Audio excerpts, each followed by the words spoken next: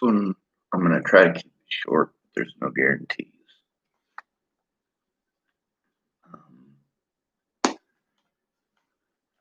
Melissa and Hannah Joss. These are two people that I knew in Boulder. I passed out rape whistles for a lot of years. There's a reason for that. There's also only one occasion where I ever saw a rape whistle work. That was on Halloween night. I think it was 2014. And Melissa Joss blew my rape whistle at a bus stop in Boulder, Colorado. Yep, 6 police vehicles stopped. Only time that's ever happened. Not in the history of the world, but as far as the history of my life goes. This one is going to be on 2 very specific predators here in Chapel, Nebraska. One of them male, one of them female. This thing right here, this is I'd like to say it's a gun sight, but it's not. It's a grenade launcher sight for an M7 grenade launcher. Those of you who are familiar with World War II and Korea and the firearms of those eras know what this thing is. We don't use the M1 Garand anymore, and although I do have access to M7 grenade launchers, I do not have access to the grenades that are launched off of it. Some of them are anti-tank grenades. Some of them are anti-personnel grenades. And some of them are adapters that allow you to fire a pineapple grenade or a lemon grenade, named by the shape, of course. And of course, that's also not the names that they're called by in the military. So what do I have this? What possible reason could I have for a sight for a rocket-propelled grenade? Although they're not always rocket-propelled. Most of these are just propelled off of the propellant inside of the shell casing. It's an empty shell casing. And this is sealed up in very special wax paper that's all sorts of sticky. Not like fly paper, pretty close. And that's so that you can get a good seal to prevent oxygen from getting in and damaging the metal components, as well as putting a soft buffer there. After you've unwrapped this entire thing, this is what's in it. Take a look at that. It's got a level on it right here. And then this part is the part that mounts to your firearm or your, it wasn't always an M1 Garand. There were actually 3 rifles that this could go on. Now this little notch here tells you what you're set on. Now mind you, with a grenade, you're talking about a lob shot. That's like throwing something up in the air and it comes back down. It's not at all like trying to throw something straight across the pond, you know? As a result, let me see if I can show you what the sights look like, the sight picture.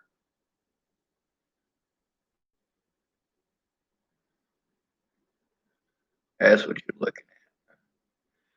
Now, there's another piece that goes to it. There's something called a 37 millimeter. What's 37 millimeter? Well, millimeter is obviously a measurement. A 37 millimeter is a specific measurement, and specifically the one I'm bringing up today for a reason. There's something called a Hotchkiss revolving cannon, designed by an American, built in America, and during the Spanish-American War, how did America get their revolving cannons? We took them from San Juan Hill. That's right. We didn't have these guns in our own arsenal, and we didn't buy them. But that company sold them to other countries, like Spain. And so that particular gun was the Battle of San Juan Hill. Now, the reason that that gun was invented is because of international laws concerning explosive projectiles. Let me show you that second piece that I had in there. I'm sorry my fingernails are so long. I literally broke 2 fingernail clippers in one day. That's talent. This piece right here has markings on it. This right here where the sight or where the window is on the side there, this piece actually fits inside of it. You can adjust where it's sitting.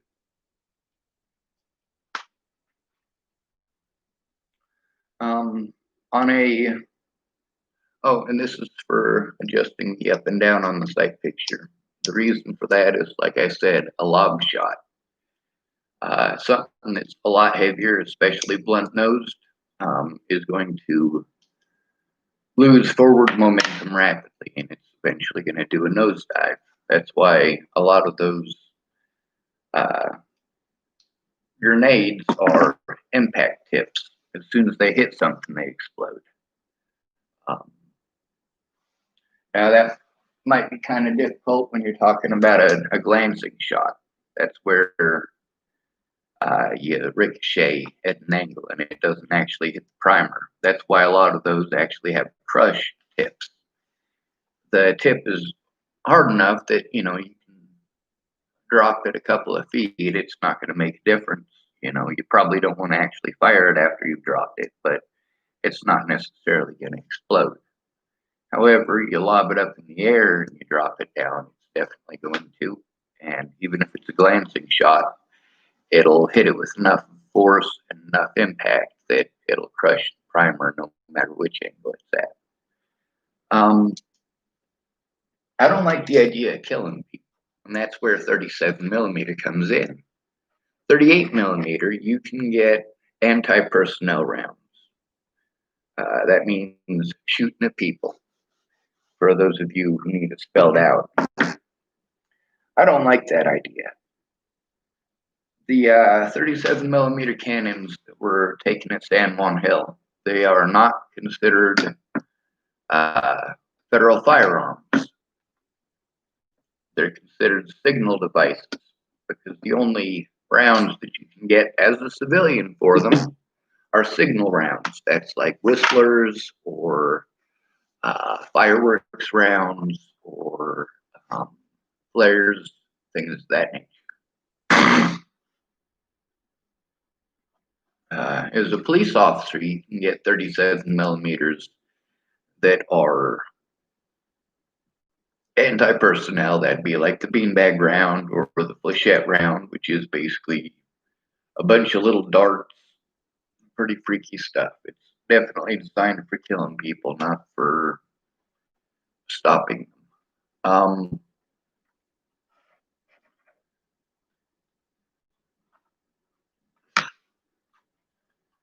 What I want to do with this, of course, is to put it on the signal device. Now, obviously, it mounts on the left-hand side. We have a lot of examples of firearms where they actually ended up being very good firearms, despite the fact that their sight picture is off to one side or the other. One of these examples, of course, is the Owen gun from Australia. Let's see if I can actually bring up anything on the Owen gun. Let's see, YouTube. Yes, I go to YouTube before I go to Wikipedia. On YouTube, you can get 5 or 6 different opinions in 5 or 6 minutes. You can also get a lot of facts, and you can also separate a lot of facts from BS. Because you get to see it for yourself, and you also get to see how you would have done it different if you were to do it.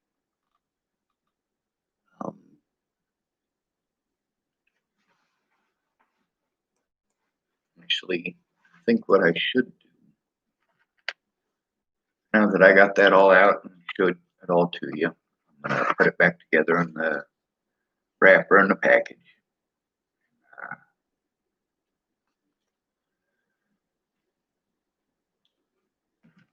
An important thing to note, I spent a lot of time learning about military technologies.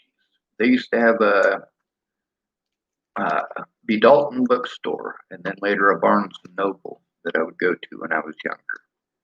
And I went there and got a lot of books on war. Well, why would you get books on war if you're all peaceful and stuff, Schwartzy? Well, because we have a lot of military technology sitting around. A lot of it, I thought, we could come up with a better use for it instead of it sitting around going rotten. And I was learning about how they used artillery shells to knock down avalanches in a lot of countries, including the United States.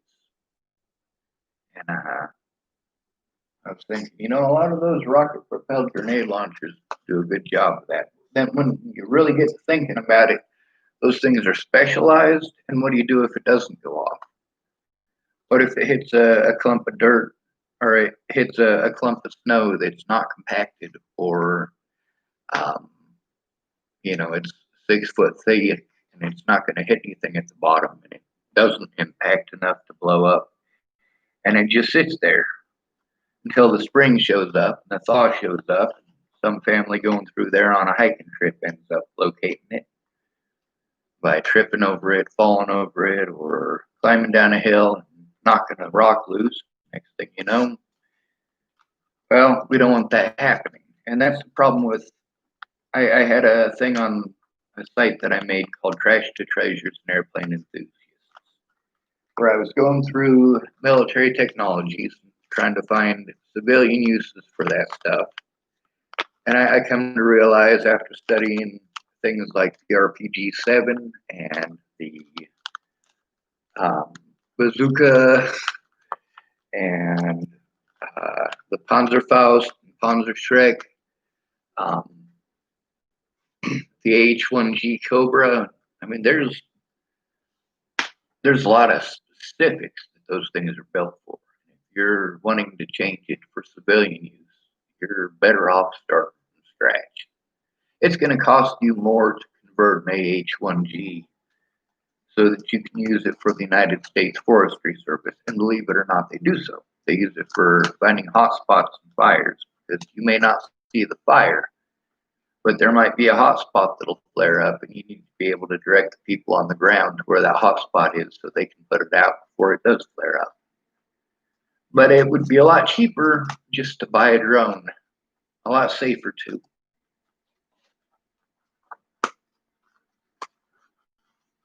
Now, what's this got to do with the kids?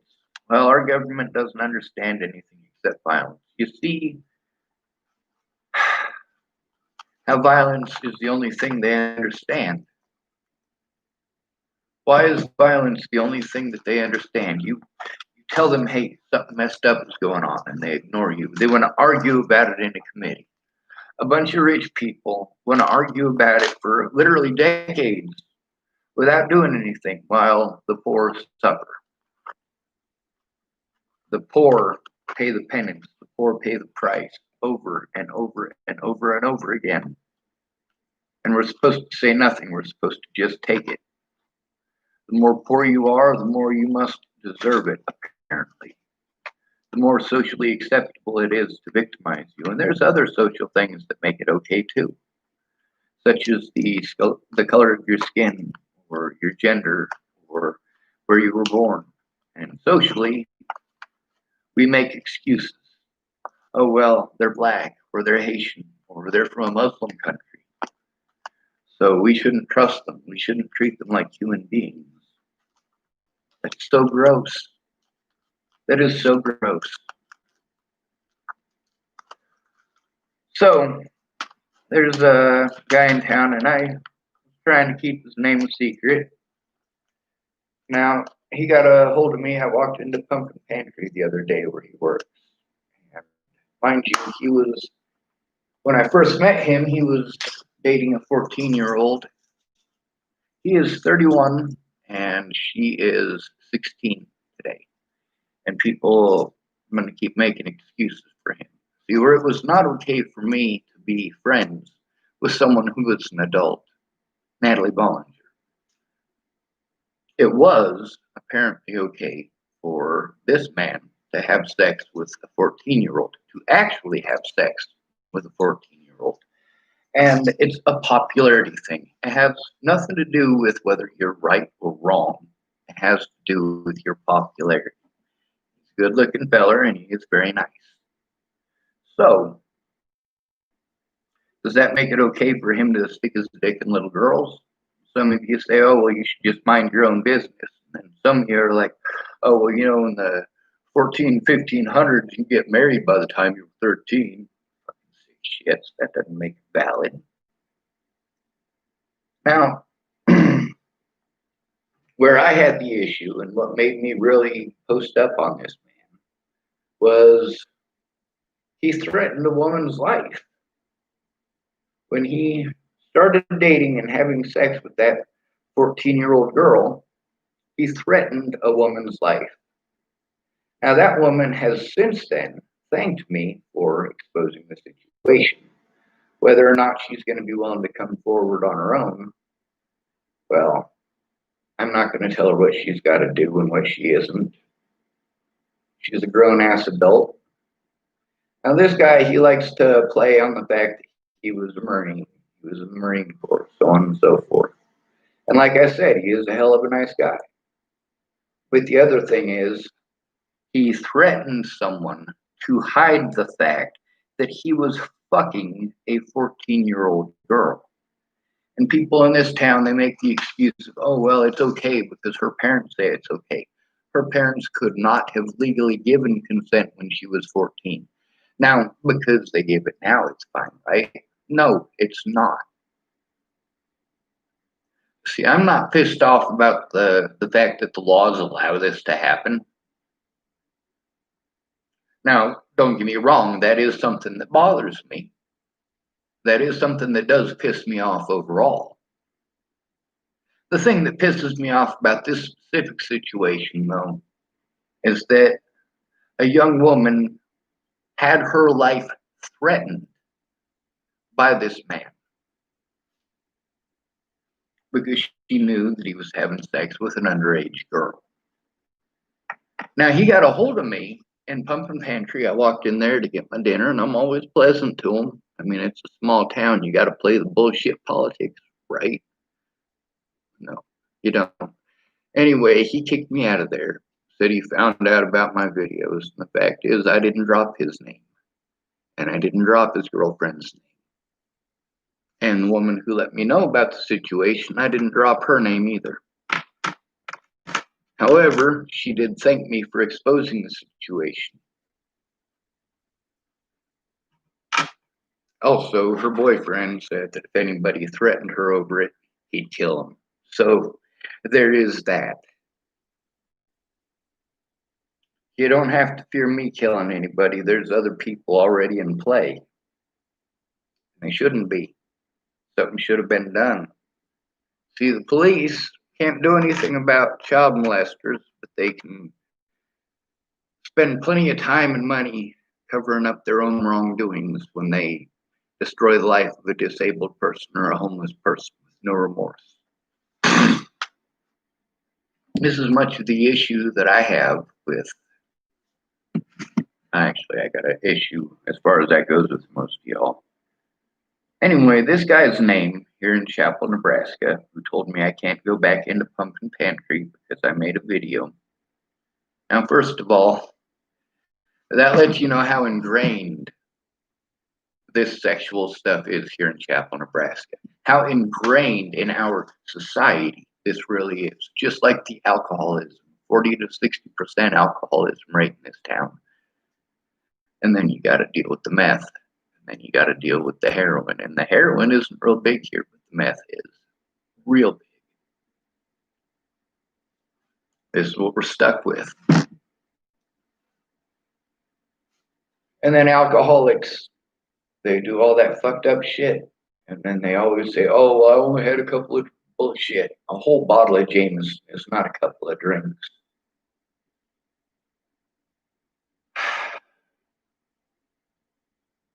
Anyway, enough people knew about this man, this adult who is having sex with a 14-year-old, that even though I didn't put his name out there, they still knew exactly who I was talking about, which means that they are covering for a child molester. How gross is that? And I told the facts clearly, concisely enough that, well, this man knew exactly who I was talking about. Can you imagine that? Obviously, I got a lot right. And obviously, it is a popularity contest because instead of save the children bullshit, not when you're covering for son of bitches like this. I'm gonna show you his face. That way, those of you in Chapel, Nebraska know what the face of a sexual predator looks like. What does it look like when you are someone who grooms children for sex? I'm also going to give you his name. Now, there was a few people that told me, this guy doesn't have the authority to kick you out of Pumpkin Pantry. Only Rhonda has that. Well, I'm not going to chance it. See, if I walk in there and instead of getting to talk to Rhonda, the police show up and decide to be fucking douchers, what am I going to do about it? All I can do is fucking take it. I'd rather avoid the situation altogether.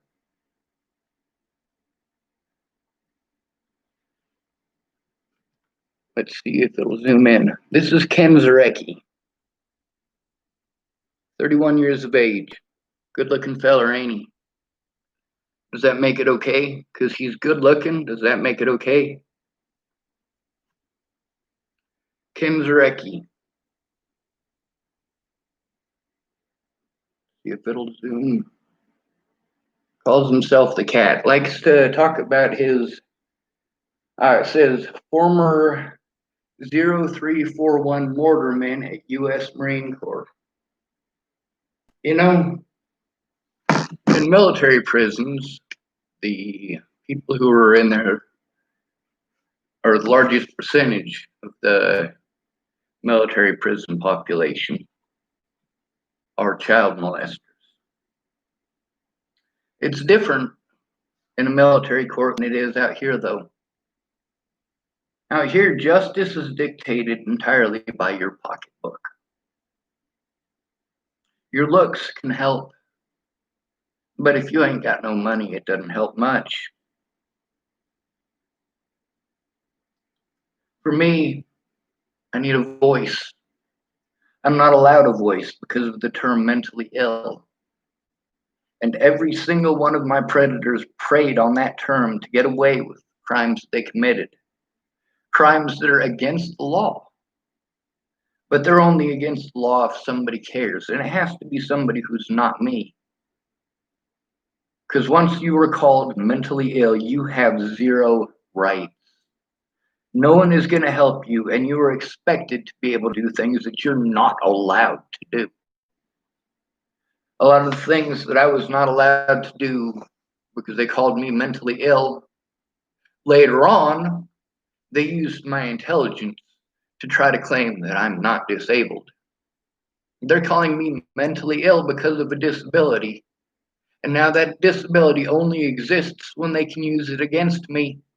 And my intelligence only exists when they can use it against me.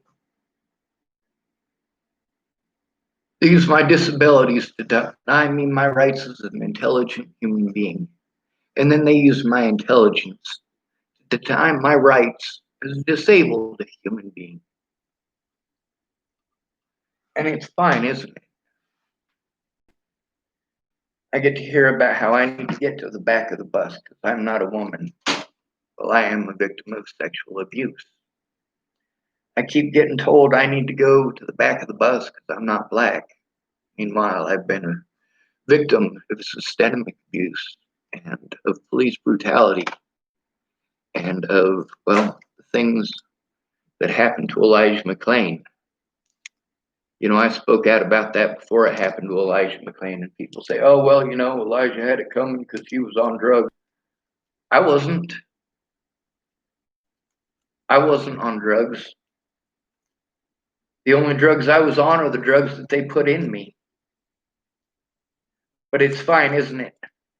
I don't matter because I'm not the right goddamn color. I can't be a victim because I'm not the right goddamn color. I can't be abused because I'm not the right gender. I'm not the right age. I am not the right anything to fit your bias and your assumptions. But the fact is, I'm still a member of the most abused groups in America. The most killed by police in the United States, at over 50%, are the disabled, and I am disabled. Almost 50% of those killed by police were homeless. I was homeless. I'm not now, but just barely. And although I'm glad for what I got, I still need help in person.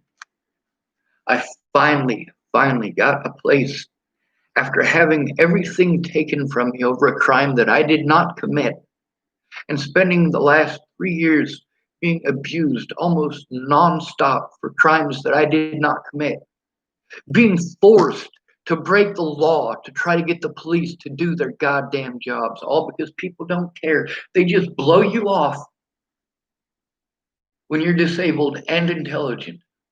Oh, you're intelligent enough, you ought to be able to do it yourself. No, they deny me the right to do it myself by calling me mentally ill. I need you to speak for me. Are you going to? No, you're a fucking coward. Meanwhile, Ken Zarecki is now dating a 16-year-old. Same girl, but it's fine, isn't it? Popularity is what's important. On the bright side, I should be able to make myself a pretty decent signal flare. They already have prepackaged ammunition, so I'll probably stick with that. Hopefully by next 4th of July, we'll have something to throw up in the sky. I'm against killing people, but I'm not against letting people know what's going on, and I believe that a signal flare is an excellent way to get people's attention.